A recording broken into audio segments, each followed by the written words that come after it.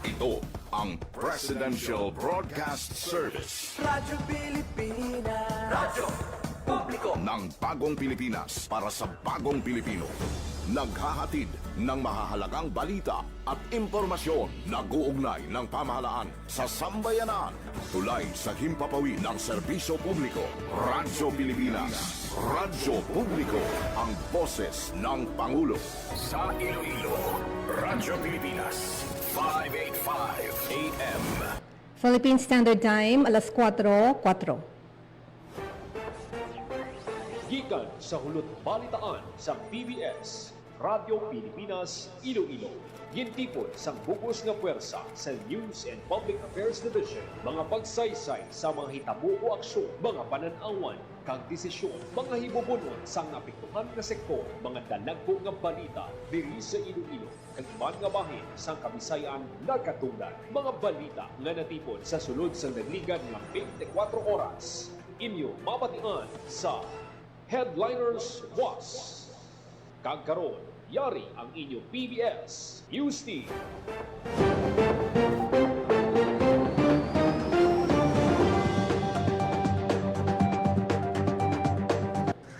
Headline.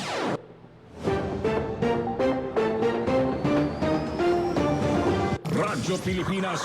Radyo Pilipinas. News.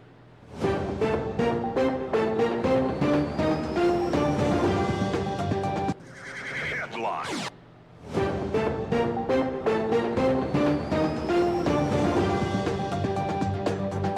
Mayong hapon Western Visayas, mayong hapon Pilipinas. Ako si Bing Pabiona, magadulong sa inyo sang headliners buwas ng gintipon sa hulot balitaan sang DYLL Radio Pilipinas Iloilo 585 kHz sa lilisuan sang inyo mga radyo.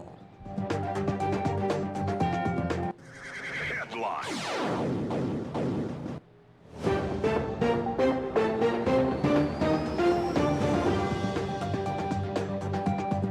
Sa mga headlines,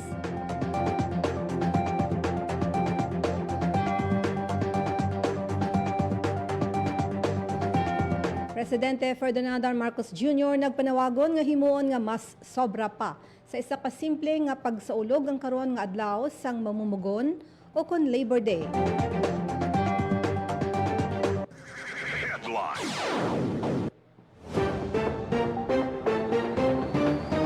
Labor Day Job Fair gindugukan sa Robinson's Place, Iloilo. Pila ka aplikante sa Labor Day Job Fair na hire on the spot. Libre sakay gintanyag sang lokal nga panguluhan sang syudad subong nga Labor Day. PNP naka full alert status subong nga adlaw.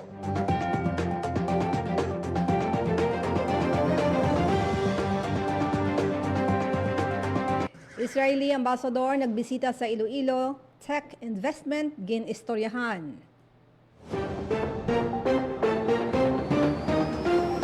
Department of Trade and Industry Guimaras naghiwat sang NC Mobile Care Program sa Sibunag.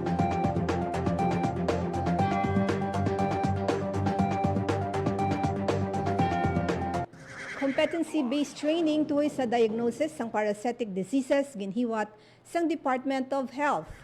Headline.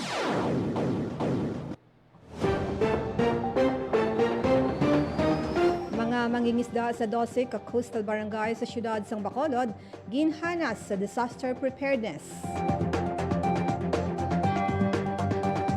Samtang maayo nga balita, buhang flyover pwede na maagyan.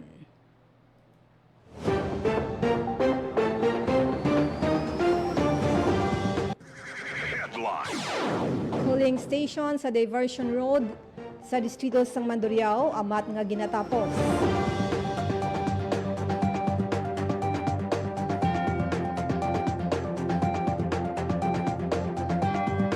Sa kaundan sa mga headlines,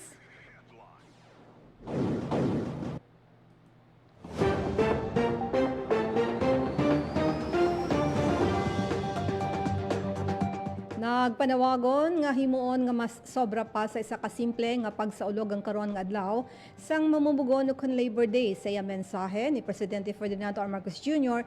sa adlaw sang mamumugon nagpanawagon nini nga himuon nga mas sobra pa sa isa ka simple nga pagsaulog ang subong nga adlaw.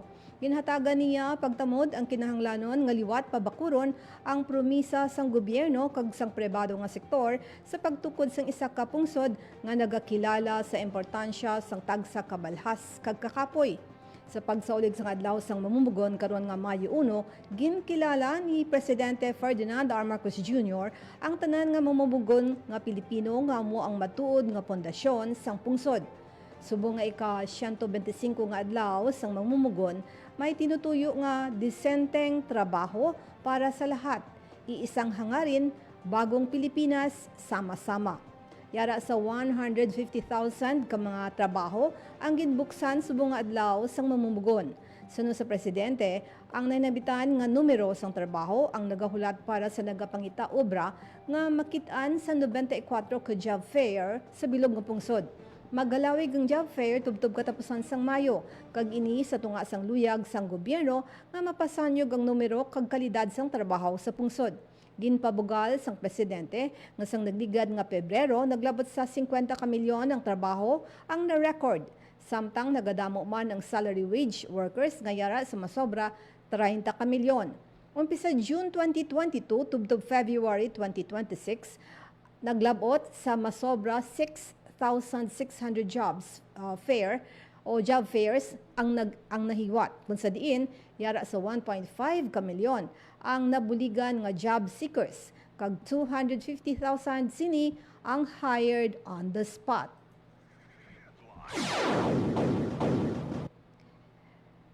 Samtang gindugo ka naman sang mga job seekers ang job fair nga ginhiwat sa Robinson's Place, Iloilo. Yari ang report ni Janelle Baclay. Gindugukan sa mga nagapangita trabaho ang pagbukas ng 124th Dole Job Fair sa Robinson's Place, Iloilo, kadungan sa pagsaulog sang Labor Day. Ginpaunahan ni Dole 6 Regional Director Attorney Sixto Rodriguez ang programa upod sa mga kumpanya kag ahensya sang gobyerno nga nagbuylog sa job fair event. Sa datos sang Dole, para sa masobra 7,000 ka trabaho ang mahimo nga ma-applyan, mapalokal man o kung sa luwas sang pungsod. Isa sa mga temprano nga nagpila ang magabyan nga Marlon Silorico kag Aygani Plondaya, nagalaom sila nga mabaton sa trabaho bilang empleyado sa isa ka dako nga bakery sa siyudad ng Iloilo. Mayaraman ginpahamta nga mga special lanes para sa mga PWD nagabusong, mga senior citizens nga gusto mag-apply sang trabaho. Ginpasalamatan naman sa mga aplikante ang Dole sa padayon nga pagpatigayon sang job fair. Para sa Bagong Pilipinas, Janelle Baclay, Radyo Pilipinas, Radyo Publiko. Radyo Pilipinas. Radyo Pilipinas News. Samtang pila ka aplikante sa labor job fair na hire on the spot. Yari ang report ni Janelle Baclay. Tuman ang pasalamat ni Erica Ann Manihero matapos nga mabaton sa trabaho sa ginpatigayon nga Labor Day Job Fair sa Iloilo City. Isa siya sa hard on the spot. Suno sa iya, dako ini nga oportunidad agud makabulig sa iya nga pamilya paagi sa pagtrabaho sa Government Internship Program. Importante nga mayara sing palangitan-an suno sa iya labi pa kag may krisis nga ginapangatubang kag madamo man sila sang ginagastuhan. Hando niya nga makabulig sa pamilya gani wala na ini nag-uyang sang panahon kag nag-apply sa job fair kag maswerte naman nga nabaton. Nagpasalamat naman ang pila ka mga senior high school nagikan sa probinsya sang Guimaras kasanday Geniel Seb Piliora kay Algie Platige kag Kenneth Fantilianan sa ginpatigayon nga job fair. Bilang bago nga mga graduate sa senior high school, nagalaom sila makatrabaho ka makabulig man sa ila pamilya, subong man makasupot sang kwarta agud ipa-enroll sa kolehiyo. Sa iya mensahe, ginpasalamatan man ni Dole 6 Regional Director Attorney Sixto Rodriguez ang tanan nga mga stakeholders kag kumpanya nga nagpakigbahin sa job fair activity paagi sa pagtanyag sang trabaho nga isa sa mga prioridad nga programa ni Presidente Ferdinand R. Marcos Jr. Para sa Bagong Pilipinas, Janelle Baclay, Radyo Pilipinas, Radyo Publiko. We're very happy, sir, since this is a very big opportunity enter sa government services. Paano nakatulong sa iyo yung Dole Job Fair? Yes sir, for this, para may experience din sir, and also para maibigay ang aking best para sa mga job opportunities sir. Radyo Pilipinas. Radyo Pilipinas News. Samtang nagtanyag sang libre sakay ang Iloilo City Government subong nga Labor Day bilang paghatag importansya sa sakripisyo kag kontribusyon sa mga mamumugon. Sunod kay Iloilo City Mayor Riza Trenias, ang libre sakay kabahin sang bulik sang syudad para sa mga job applicants kag daily commuters sa good makalibre sa ila pangita sang trabaho. Bisan isa lamang ka adlaw nga madamo sang dululungan nga job fairs. May duha ka rota ang libre sakay. Ang una nga rota amo ang gikan sa Tagbak Terminal padulong sa Robinson's Place Iloilo kag ang ikaduha nga rota gikan sa Festive Walk Transport Hub pakadto naman sa Robinson's Place Iloilo. Dugang sang alkalde, padayon sila sa paghatag sa mga programa nga makabulig sa publiko agud mapasiguro nga ang serbisyo sang gobyerno mabatyagan sang tanan. Radyo Pilipinas. Radyo Pilipinas News. Nag-deploy naman ang Police Regional Office 6 ang 7,206 personnel agud masiguro ang malinong kagkatawhay sa pagselebrar sang Labor Day subong nga adlaw May 1, 2026 sa bugos nga Western Visayas. Kabahin sang deployment ang 6,048 ka personnel halin sa Philippine National Police, 135 naman gikan sa ahensya sang gobyerno kag 1,023 force multipliers nga tutok naman sa seguridad, traffic management, kag iban pa nga serbisyo sa idalom sang Enhanced Managing Police Operations Strategy.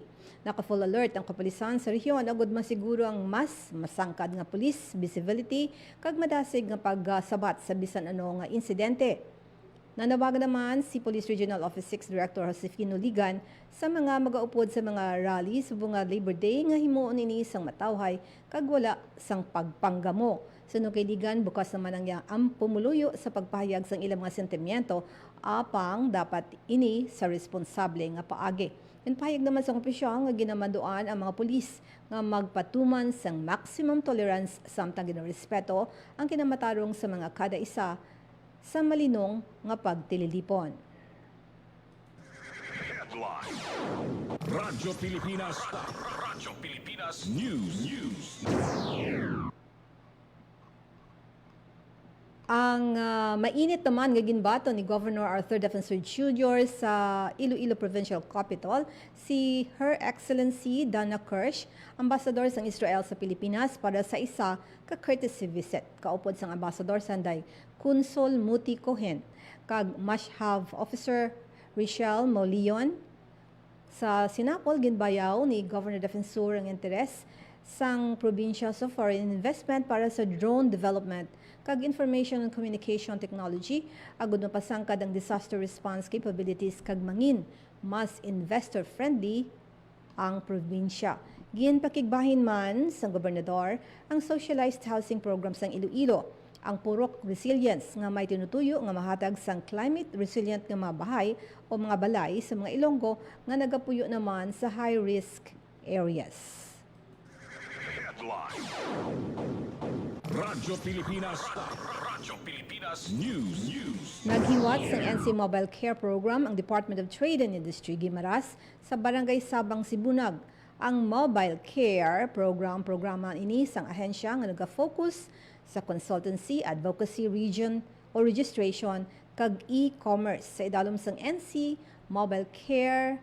Ginadulong sang DTI Guimaras ang mga programa kag serbisyo sini direkta sa mga komunidad. Lakip man ang pagpatpat sa nanuhay-tuhay nga mga programa kag serbisyo sang ahensya ng mga kinamatarong kag responsibilidad sa mga konsumidor. Financial literacy kag pagtuso sang green economic development kag isa man sa gina-highlight sa aktibidad ang pag-avail sang 4B MSME Business Fund sang Small Business Corporation nga nagatuyo buligan ng negosyo nga apektado sa pagsaka sang presyo sang gatong.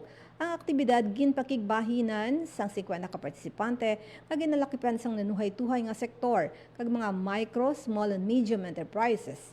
Nagalamang DTI Guimaras kaupod ang ilang mga negosyo o mga negosyo center nga madamo pa ang maengganyo kag magmadinalago ng pagnegosyo sa probinsya.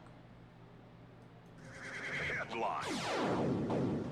Radyo Pilipinas News. Naghiwat sa competency-based training sa diagnosis sang parasitic diseases sa public health importance kag biosafety workshop ang Department of Health Western Visayas. Kaupod ang Research Institute for Tropical Health. Ginpaydalom sa liba kaadlaw nga training ang 14 ka registered medical technologists gikan sa nanahituhay nga Rural Health Unit, Pharmacy Care Facility, kag government hospitals sa Western Visayas. Tinutuyo sa workshop nga i-capacitate ang mga medical technologists sa hosto nga pag-diagnose sang mga parasitic injections kag siguraduhon ang pagsunod sa kalidad nga laboratory practices. Headline. Radyo Pilipinas News. Nagpaidalam sa disaster preparedness training ang mga mangingisda, ilang mga pamilya kag mga barangay official sang 12 ka coastal barangay sa Bacolod City. Ang training nagka-focus sa mga essential life-saving skills, nagkipna ang basic life support kag first aid agon magpreparar ang mga residente sa tion sang emerhensya. Gininganyo ni CDRRMO Head Dr. Maria Laarne Pornan ang mga partisipante nga padayunon ang pag-practice sa ilang skills kag mag-volunteer kung posible. Ang mga partisipante naghalin sa Barangay Tangob, Singkang, Punta Taytay, Banago, Sumag, Panahukoy, Patina sa Barangay 1, 2, 3, 10, 14 kag 16. Headline. Maayo nga balita para ini sa mga motorista kinbuksan sa subong iyang adlaw Abril o kon kahapon nga adlaw April 30 ang buhang flyover sa distrito Sangharo. Ginpangunahan ni Congressman Jamjam Baronda, Iloilo City District Engineer Pura, upod sa iban nga opisyal ang pagbukas ang repair nga proyekto sang San Pedro o kon sang Pedro sang ginsuguran ang ginsiraduhan ang flyover matapos nakitaan sang litik rason nga ginrekomendar mismo ni DPWH Secretary Vince Dizon ang pagkaayos sang proyekto sang ini ang iya gininspeksyon. Bangod sini makabulig hagan-hagan sa traffic sa buhang area ang pagbukas sang dalan. Headline. Radyo Pilipinas News. Cooling station sa diversion road sa Mandurriao ang matamat na nga ginatapos. Magagamit na sang solar power kag pamtangan sang cooling units sang nga aircon o kon misting machines kag water dispenser para sa luyag nga mag-inom sang tubig. May kapasidad ini nga 20 ka tawo kag mangin bukas sa publiko halin alas 10 sa aga tubtob alas 4 sa hapon. Headline. Radyo Pilipinas News.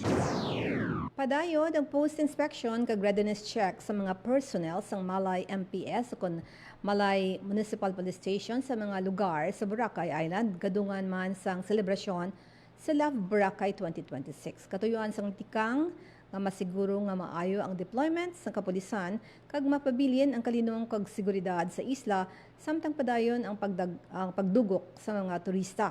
Ginhiwat ang inspeksyon.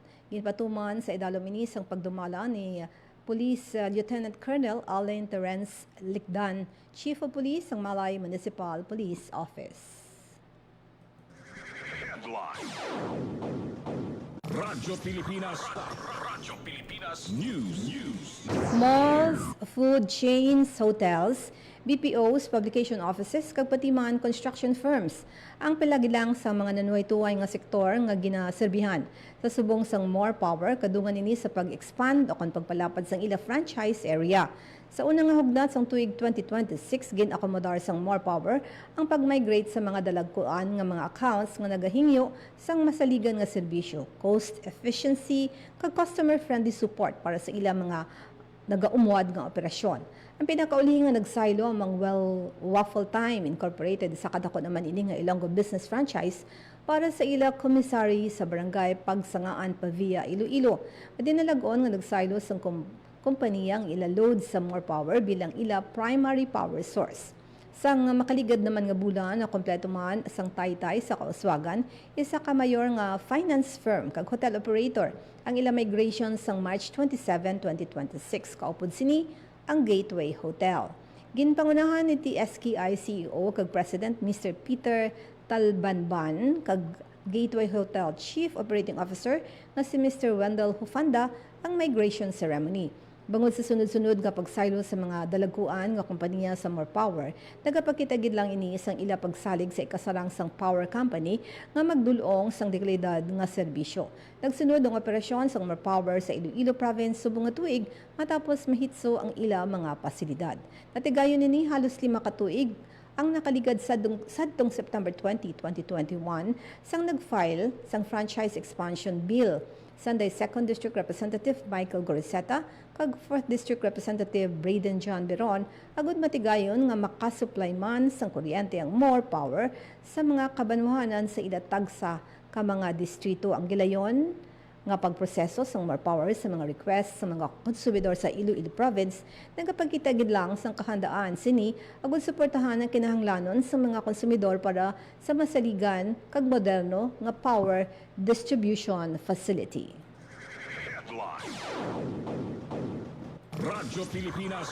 Radyo Pilipinas News. Samtang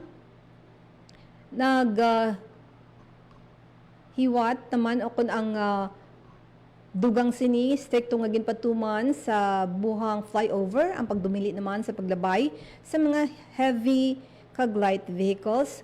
No entry ang buhang flyover sa dump trucks, transit mixers, wing vans, trailer trucks, motorsiklo kag tricycle, bisikleta kag e-bikes. Inisanto sa ginpatuman nga Regulation Ordinance 2023-260 nga dumili sa among nga mga salakyan nga maglabay sa tanan nga flyover sa syudad. Matandaan nga antes gin-repair ang flyovers indi istrikto nga ginasunod ang ordinansa pareho sa paglabay sa among nga salakyan sa hibaw-an flyover sa Mandurriao. Unga na natukiban sang aksyon radyo Iloilo News Team sang Enero 17 ang nagkalataktak nga debris halin sa idalom sang deck o kung ang dalan sang flyover ang gin-report kay DPWH Secretary Vivencio Dizon sa iya pagpadulong sa syudad sang January 19. Duwat naman nga ginbuksan ang flyover makalipad o makaligad kaayo sa sulod sang 3 ka bulan. Radyo Pilipinas.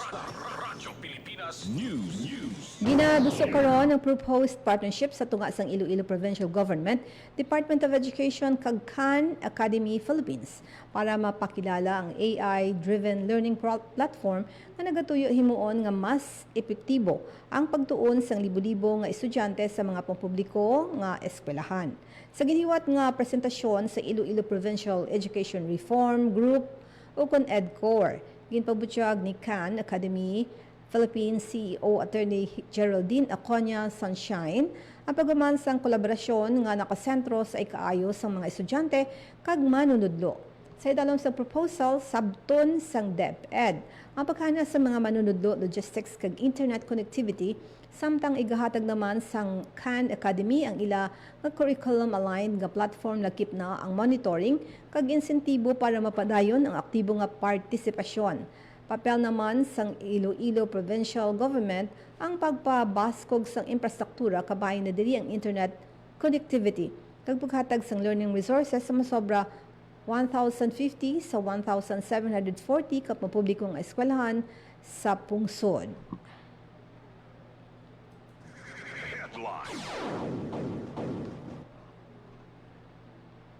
Napuno sang kasadya ang excitement sa Pickleball Sports Fest ng Radyo Pilipinas Iloilo. Ang Pickleball Sports Fest ginpangunahan ni Acting Station Manager Elena Pabiona kag mga katapos ang istasyon bilang kabahin sang pagpabakod sang camaraderie kag teamwork sa organisasyon. Paglawas sa adlaw-adlaw nga pagdulong sang balita, nagpakita ang mga katapos sang istasyon sang ila abilidad sa paghampang sang pickleball nga isa ka kilala nga sports hindi lang sa Pilipinas, pati na sa bugos nga kalibutan. Sa tagsa kahanot sang paddle, sa kada tupa sang bula sa linya, sa kada bola nga hindi maigo sang nagahampang hindi tanan nagdala sang kalipay kag healthy competition. Daog kag pwede nagpangibabaw sa gihapon ang sportsmanship kag respeto sa tagsa.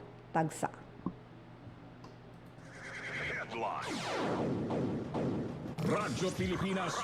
Radyo Pilipinas News.